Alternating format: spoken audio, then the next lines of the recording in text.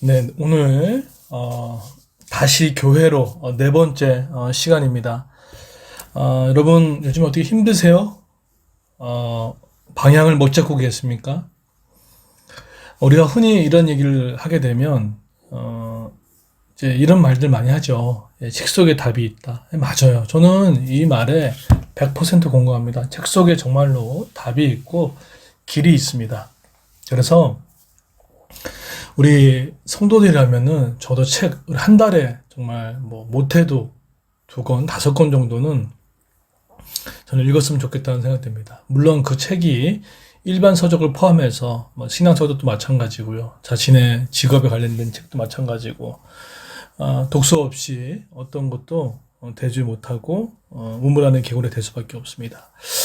그런데 그러나 이제 믿는 자들은 또 한 발짝 더 나가야 되겠죠. 우리가 이렇게 방향을 못 잡고 어떻게 해야 될까 했을 때 오늘 이 본문이 지금 말해주고 있습니다. 오늘 본문을 1절에 보시게 되면 사실 에스겔이 이 하나님의 말씀을 받을 때는 뭐 자기의 처지도 그렇고 자신의 고향 땅인 이스라엘도 그렇고 뭐가 이렇게 보이지 않았던 시기였습니다. 그렇잖아요. 사로잡힌 지 성이 함락된 상태. 그러니까 너무 불리한 상태죠. 포로로 끌려갔고 하나님의 교회인 성전은 무너져 있고 그랬을 때 이런 상황입니다. 그래서 첫 번째로 우리가 길과 방향이 제대로 안 보일 때는 첫 번째 기도할 것은요. 하나님께 보여달라고 기도를 해야 한다는 것입니다. 단 조심할 게 있습니다. 현재를 계산해 두지 말라는 거예요. 그 얘기는 무턱대고 달려가라는 얘기가 아니라 하나님을 계산해 두려는 겁니다. 사실은 에스겔은 이런 상황에서 어떤 좋은 이야기를 들려도 뭐 들렸겠습니까? 아니, 내 처지가 지금 어떻고 가망이 안 보이는데. 그런데 그거랑은 우리랑은 상관이 없는 것 같아요. 왜냐하면 여호와의 권능이 이끄셨다는 것이죠. 여러분 지금 가정교회 또 우리 그레이스 교회 뭐 보실 때 희망이 있다 없다 여러분 생각할 수 있잖아요. 그런데 그것은 내 판단입니다. 여호와의 권능이 임하고 하나님께서 길이 보인다면 아주 새롭게 도약될 줄 믿습니다. 포스트 코로나 이후에 우리의 삶이 달라졌지만 저는 오히려 이것이 저 개인적으로도 교회적으로 하나님 주시는 엄청난 기회라는 생각들을 갖습니다. 표준이 많이 달라졌거든요. 그렇기 때문에 우리가 늘 하는 기도들이 있잖아요. 하나님 보여달라고 인도해달라고. 제가 이건 입부러처럼 기도하거든요. 여러분도 그 기도 꼭 해보십시오. 하나님께서 보여주십니다. 사람을 통해 보여주시고 환경을 통해서 보여줄 때를 경험하게 될 것입니다. 그래서 교회가 6주년이 이번 주인데 계속해서 기도하고 있습니다. 하나님 어떤 방향으로 어떤 식으로 가야 될지 알게 해달라고. 우리 가정교회도 어떻게 하면은 건강한 성장, 건강한 성숙함이 이루어서 정말 이 시대의 대안이 되고 모델이 되고 또 전 세계 열방을 품을 수 있는 교회, 이제는 더 확장되어서 저는 그런 것이 꿈꾸어지고 기대가 되어집니다. 교회가 그렇게 될 것 같아요. 지금 목사님 지금 뭐 교인 수도 이렇게 많은 것 같지 않은데요. 또 뭐 재정도 그런데요. 근데 그거랑 우리랑 무슨 상관입니까? 계산을 둬야 되겠죠. 그렇지만 현실을 생각해야 되겠죠. 하지만 우리에게는 믿음과 이성을 딛고 하나님의 일하심에 대한 기대감이 있다면 틀림없이 저 생각이 듭니다. 저는 믿습니다.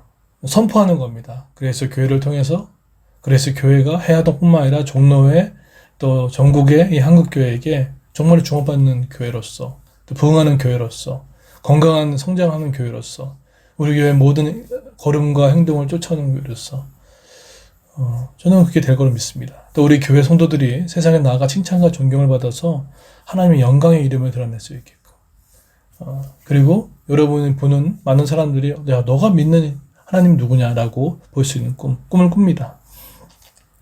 그리고 우리 아이들이 뛰어놀 수 있는 넓은 공간.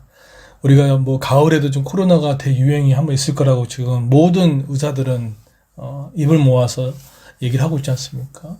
그래서 우리에게 또 사회적 거리를 둘 수 있는 넓은 공간에 대한 필요성들, 또 아이들이 마음껏 교육할 수 있는 장소들, 꿈꿉니다. 예.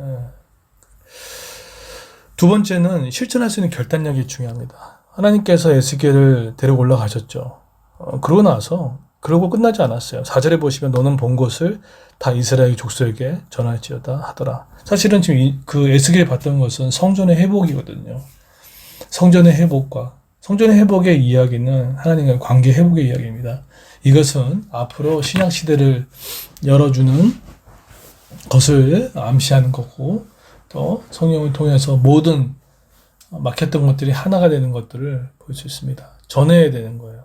듣고 두 번째 기도할 것은요, 실천할 수 있는 결단력이 필요하다는 것입니다. 듣기로만 끝나면 안 됩니다. 제가 아까 첫 번째로 선포했지만 저는 그것에 대해서 준비하고 있고 계획을 세우고 있고 할 겁니다. 베드로처럼 물 위에 걸어 보셨습니까? 베드로는 우리는 덤벙덤벙 하다 그랬지만은 요즘처럼 결단력이 중요한 베드로의 믿음도 되게 중요하다는 생각을 갖습니다. 왜 우리가 성경이 책으로만 느껴질까요? 왜 우리의 믿음은 항상 그 자리에 있을까요? 실천하지 않기 때문입니다. 전해라고 하셨으니까 어떠한 형태든지 전해야 됩니다. 그래서 교회가 포스트 코로나로 인해서 대면으로 할 수 없으면 비대면으로 할 수도 있지 않습니까? 그것이 준비하고 있는 유튜브나 페이스북을 통해서도 전할 수 있는 거고요.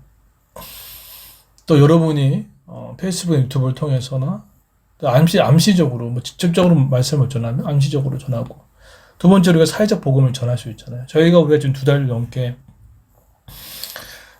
이렇게 거리두기 하는 건 뭡니까? 사회적 거리두기를 하면서 사회적 복음을 전하는 거거든요. 이미지를 쌓고 있는 거거든요. 우리 성도들 보니까 직장에서 물어본다고 하죠. 그래, 그 교회는 온라인 예배 드리고 있어요. 2가지 질문이에요. 너가 갔다 와서 우리가 전염이 있을 수 있으니까 괜찮니? 라는 질문과 더불어서 너희 교회가 잘 따라가고 있구나. 이거에 대한 신뢰함입니다. 그래서 우리가 복음을 그러면 당당하게 얘기할 수 있잖아요. 우리 잘 지키고 있고 우리 정부 방역 지침에 잘 따라가고 있고 그렇게 단독적으로 행동하는 교회가 아니라고. 그럼 그들 마음이 어떨까요? 상식이 있구나. 지킬 줄 알구나. 또 다른 보지 않을까요? 뭐 하는 겁니까? 바로 사회적 복음을 전하고 있는 겁니다. 그랬을 때 다음에 우리 얘기할 수 있는 기회가 생기잖아요. 의미가 있고 가치가 있고. 그래서 우리 이미지의 복음도 필요합니다. 왜 우리가 이렇게 어제도 종로에서 연락이 왔어요. 예배를 들으시는지 안 들으시는지. 여러분, 이게 잘 보셔야 됩니다. 여론이 말하는 생활 방식과 또 뒤에서 이렇게 점검하고 체크하는 부분들이 있다는 사실이 있습니다. 거기에 우리는 이제 할 겁니다라고 한 것도 되게 중요하지만, 최소한의 협조하고 있다고 한다 그러면은 이제 우리가 우리 것을 부탁할 수 있는 때가 올 수 있겠죠. 저는 그렇게 생각합니다. 이게 뭡니까? 이미지 복음이죠. 지나가다 한 번 정도는 회자를 하겠죠. 저는 말로 전하는 복음도 있고요. 사회적인 복음이 있고요. 전하는 게 또 있고, 이미지 복음도 전하고 있고, 어쨌든 계속해서 전파하는 것이, 복음을 전파하는 것이 우리의 믿음이라고 생각이 듭니다. 힘드십니까? 방향이 안 보이십니까? 책을 보시되 더 나아가 첫 번째 무엇입니까? 하나님께 보여달라고 기도하십시오. 실천할 수 있는 결단력을 생각하십시오. 오늘 여러분이 해야 할 일은 그겁니다. 보여달라고 기도하십시오.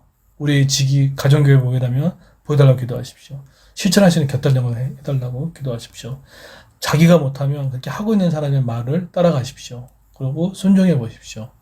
50%가 올 수 있습니다. 오늘 실천해 보십시오. 절대로 듣고 오늘 나 이거 들었어. 만족. 이것도 중요하지만 그걸로 끝나면 50점입니다. 듣고 실천하십시오. 제가 보니까 이 설교를 듣고 실천한 분들이 꽤 계시더라고요. 너무 잘하는 겁니다. 오히려 나중에 한 발짝씩 성장하는 것을 보게 될 겁니다. 그럼 은혜가 있기를 예수님의 이름으로 다시 한번 축원드립니다.